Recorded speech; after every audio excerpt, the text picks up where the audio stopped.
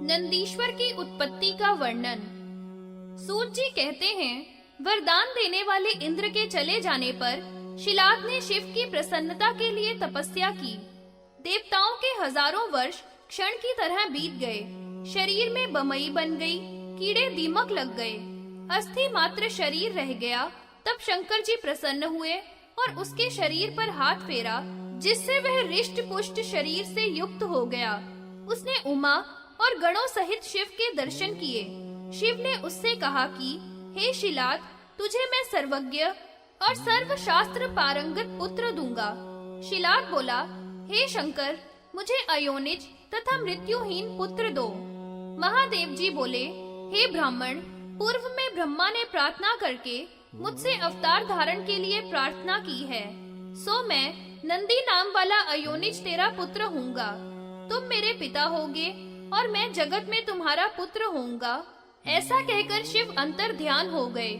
रुद्र की कृपा से यज्ञ की भूमि में से शिव उत्पन्न हुए। आकाश से देवताओं ने पुष्पों की वर्षा की। 3 नेत्र वाले, 4 भुजाओं वाले, जटा मुकुट धारण किए हुए, वज्रादि आयुध धारण किए हुए शिव को देखकर देवता आदि लोग स्तुति करने लगे। अप्सराएं नृत्य करने लगी। वसु, रुद्र, इंद्र आदि सभी प्रार्थना करने लगे। साक्षात लक्ष्मी, ज्येष्ठा, शची देवी, दिति, अदिति, नंदा, भद्रा, सुशीला भी मेरी स्तुति करने लगी। शिलाद मुनि मुझ शिव की इस प्रकार स्तुति करने लगे। शिलाद बोले, हे त्रयंबक, हे देवेश, जगत की रक्षा करने वाले तुम मेरे पुत्र रूप में आए हो। हे आयोनिज, हे ईशान, हे जगत गुरु, आप मेरी रक्षा कीजिए। तुमने मुझको नंदित अर्थात आनंदित किया है, इससे आपका नाम नंदी है। मेरे पिता माता सभी रुद्र लोक को चले गए हैं, अब मेरा जन्म सफल हुआ। हे सुरेश, हे नंदीश्वर, आपको नमस्कार है। आपको पुत्र समझकर जो कुछ मैंने कहा उसे क्षमा करो। इस स्तोत्र को जो भी कोई पढ़ता है या भक्ति सहित सुनाता है, वह मेरे साथ रुद्र लोक में आनंद के साथ निवास करता है। तब बाल रूप शिव को प्रणाम करके शिलाद कहने लगे, हे मुनीश्वरों, मेरे उत्तम भाग्यों को देखो, जो कि नंदीश्वर मेरे पुत्र रूप में यज्ञ भूमि से उत्पन्न हुआ है। मेरे समान लोक में देव दानव कोई भी भाग्यशाली नहीं है, जिसके लिए नंदीश्वर साक्षात शिव यज्ञ भूमि से उत्पन्न हुए हैं। नंदिकेश्वर अभिषेक वर्णन। नंदिकेश्वर बोले, मेरे पिता मेरे साथ शिवजी को प्रणाम करके अपनी झोपड़ी में गए। तब उस पर्णशाला में देवी रूप को छोड़कर मनुष्य रूप में बदल गया। मेरी दिव्य स्मृति नष्ट हो गई। इस मेरे मानुष रूप को देख मेरे पिता ने मेरा जात कर्म आदि संस्कार किया। ऋग, यजु, साम आदि वेदों का तथा आयुर्वेद, धनुर्वेद आदि का भी उपदेश मुझे दिया। 7 वर्ष पूरे हो जाने पर मित्रा वरुण नाम वाले मुनि मेरे पिता के आश्रम में आए। मुझे बार बार देख करके बोले कि यह नंदी सर्व शास्त्र पारंगत है, परंतु आश्चर्य है कि यह अल्प आयु वाला है।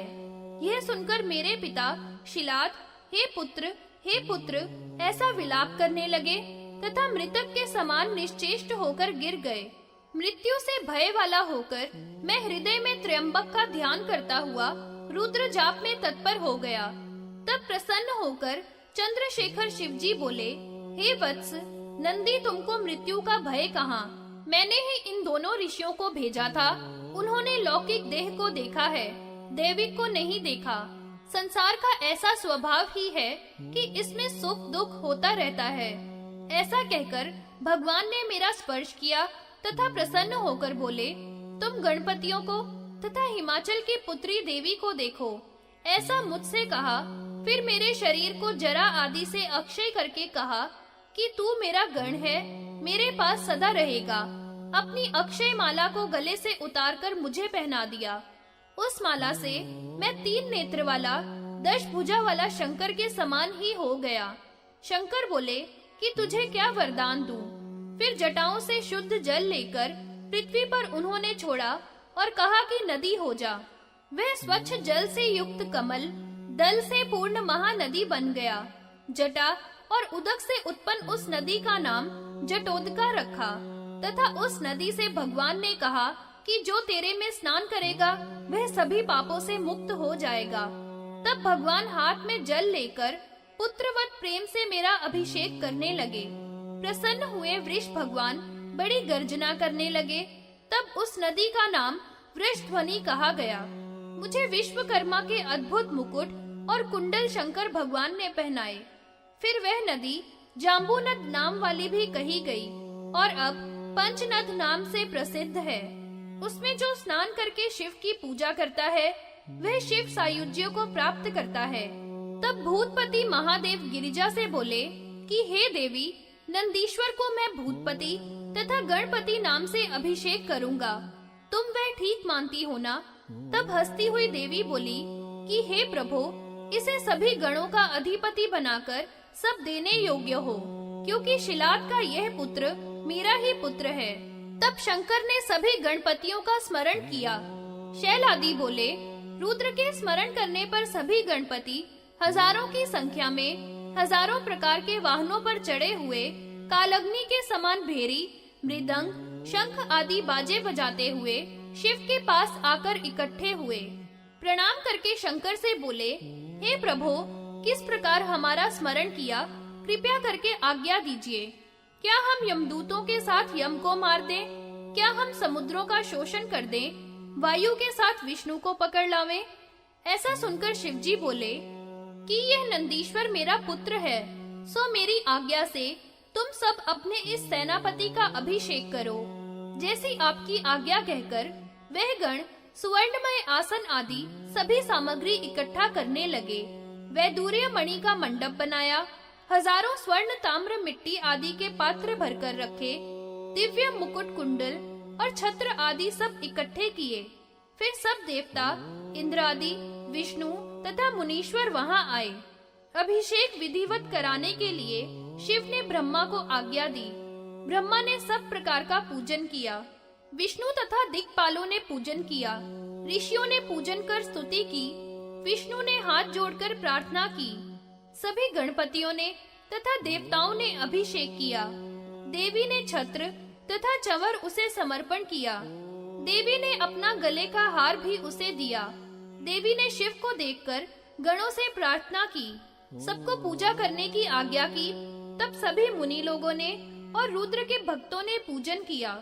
नमस्कार आदि से रहित ब्रह्म हत्या के भागी होते हैं, इसलिए सभी को नमस्कार पूर्वक पूजन करना चाहिए। ऐसा देवी के कहने पर सबने प्रणाम करके पूजन किया। पाताल वर्णन। ऋषि बोले, हे सूत, रुद्र के सर्वात्मक रूप का वर्णन कीजिए।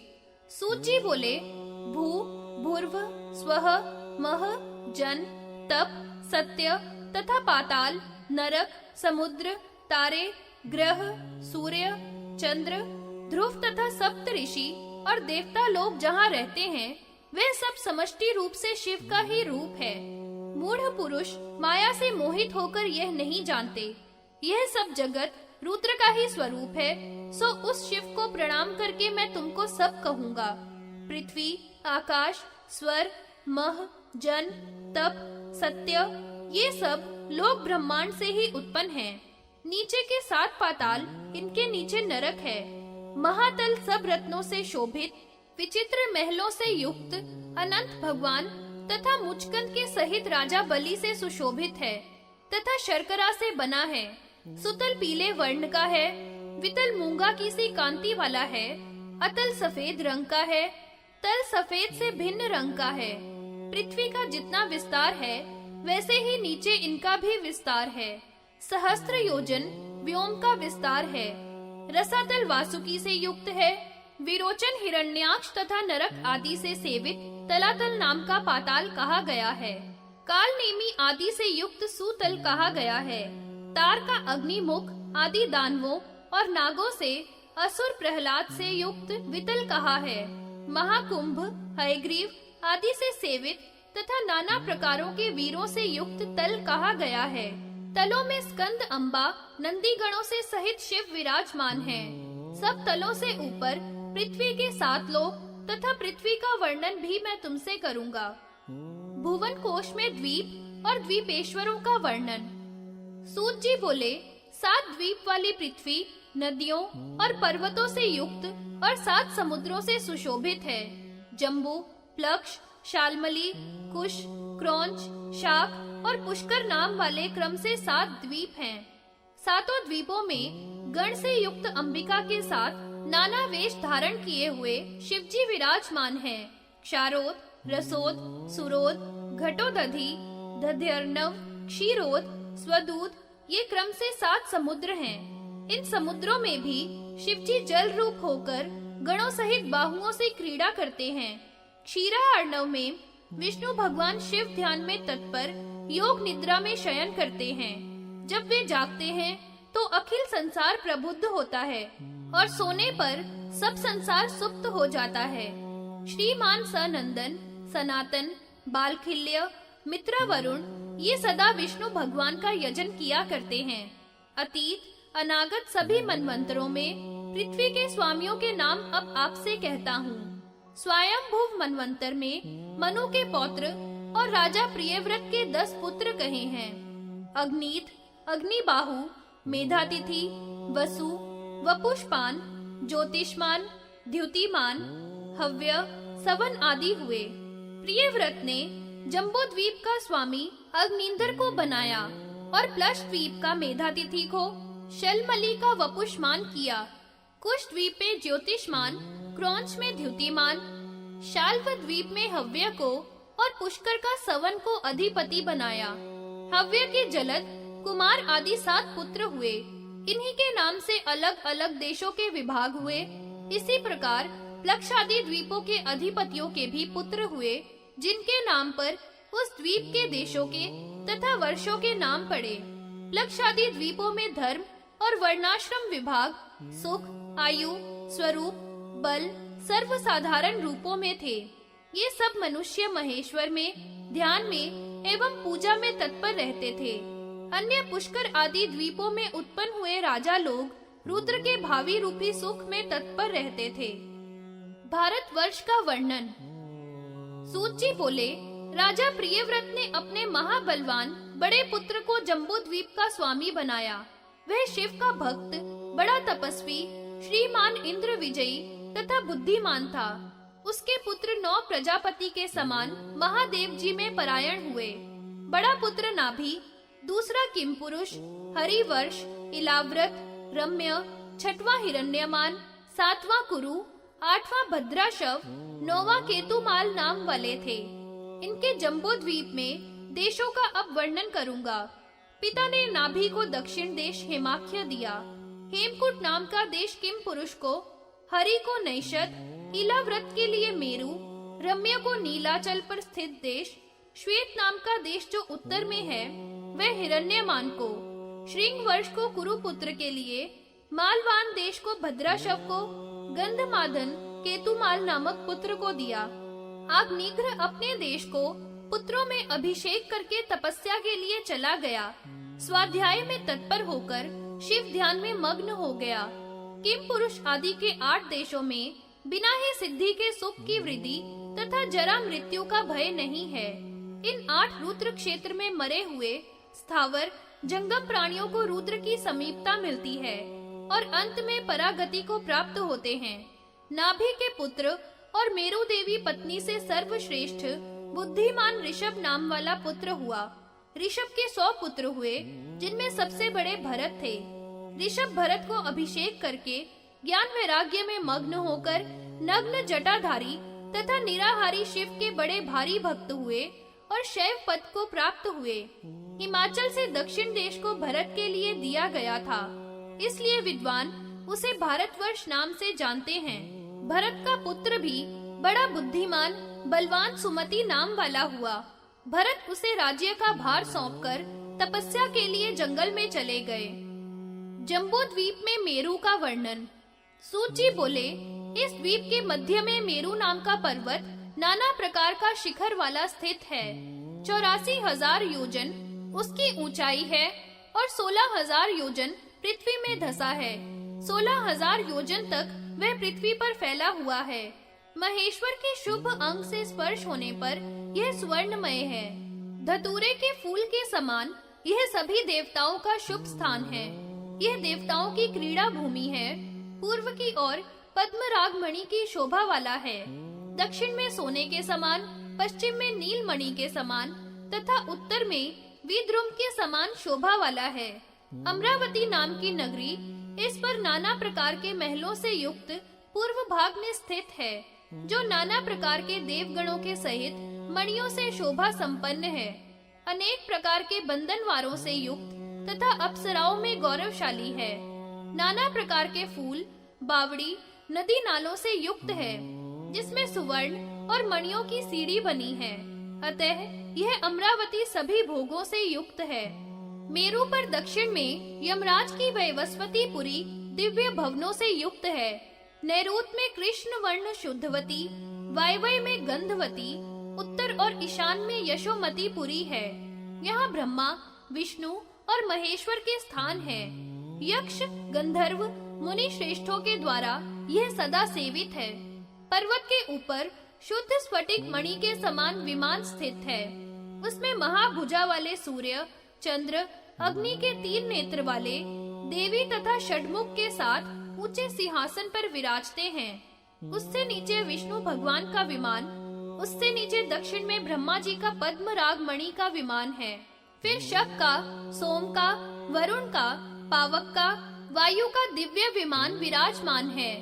ईशान में ईश्वर क्षेत्र है, जहाँ नित्य सिद्धेश्वरों के द्वारा रुद्र की पूजा होती है। वहाँ पर कहीं योग भूमि है और कहीं भोग भूमि है। बाल सूर्य के समान चमकता हुआ सूर्य स्थिर रहता है। पर्वत पर जम्बू नाम की नदी तथा दक्षिण भाग में जम्बू नाम का एक वृक्ष है, जो बहुत ही लंबा चौड़ा है, जिस पर सभी कालों में फल लगे रहते हैं। मेरु के चारों तरफ अधिक विस्तार वाला इलावृत नाम का देश है। वहाँ के लोग जम्बू फल खाने वाले तथा कोई अमृत पीने वाले लोग रहते हैं। यहाँ नाना प्रकार के रंग वाले भोगी सर्प भी रहते हैं। यहाँ 9 देश नदी नालों से सुशोभित हैं, जो अति श्रेष्ठ हैं। अब मैं जम्बू द्वीप के 9 देशों का विस्तार से वर्णन करूँगा। मर्यादा सहित पर्वतों का वर्णन। सूत जी बोले, 50 करोड़ योजन विस्तार वाले समुद्र तथा 7 द्वीपों और लोकालोक पर्वतों से पृथ्वी युक्त है। मेरु से उत्तर में नील पर्वत, उससे उत्तर में श्वेत है तथा उससे उत्तर में श्रृंगी पर्वत है। यह उस देश के पर्वत हैं। पूर्व दिशा में जठर और देवकूट पर्वत हैं। मेरु से दक्षिण में निषद, उससे दक्षिण में हेमकूट, उससे भी दक्षिण में हेमवान है। मेरु से पश्चिम में माल्यवान और गंधमादन 2 पर्वत हैं। ये पर्वतराज सिद्ध चरणों से सेवित हैं। यह हेमवत नाम का वर्ष भारत के नाम से प्रसिद्ध है। मेरु पर्वत के पूर्व में मंदर नाम का पर्वत, दक्षिण में गंधमादन, पश्चिम में विपुल, उत्तर में सुपार्श्व नाम के पर्वतराज हैं। मंदर पर्वत पर 4 लंबी शाखा के वृक्ष हैं, जो केतु के समान है। कदम, जामुन, पीपल तथा वट के 4 वृक्ष हैं। चारों ओर क्रीड़ा वन है। पूर्व में चैत्र रथ, दक्षिण में गंधमादन, पश्चिम में वैभराज, उत्तर में सवितुर वन है। 4 ही उस पर महान सरोवर हैं। इनमें मुनि लोग क्रीड़ा करते हुए विचरते हैं। पूर्व में अरुणोद, दक्षिण में मानस, पश्चिम में सितोद, उत्तर में महाभद्र सरोवर है।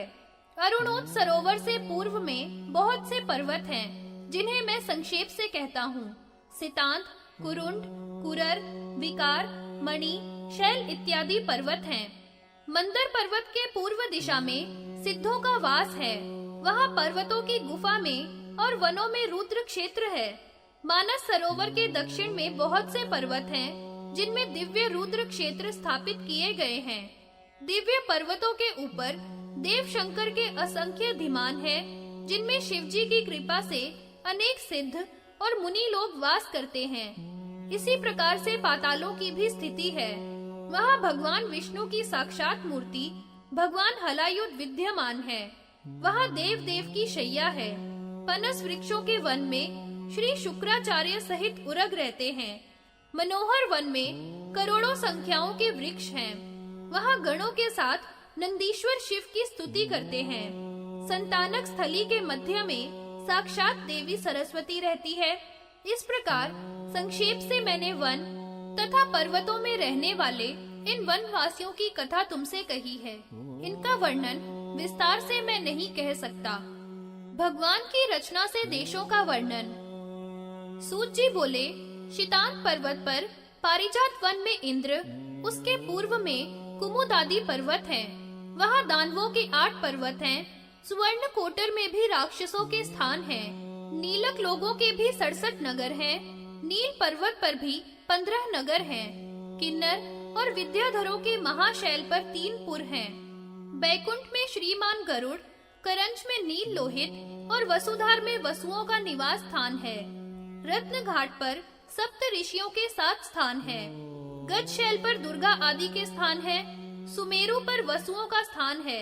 सुनील पर राक्षसों का वास है। पंचकूट पर 5 करोड़ नगर हैं। शतशृंग पर यक्षों के 100 पुर हैं। श्वेतोदर पर सुपर्ण का स्थान, पिशाचक पर कुबेर का तथा कुमुद पर किन्नरों का, सहस्त्र शिखर शैल पर दैत्यों का निवास रहता है। मुकुट पर पन्नगों का, पुष्प केतु पर मुनीश्वरों का वास है।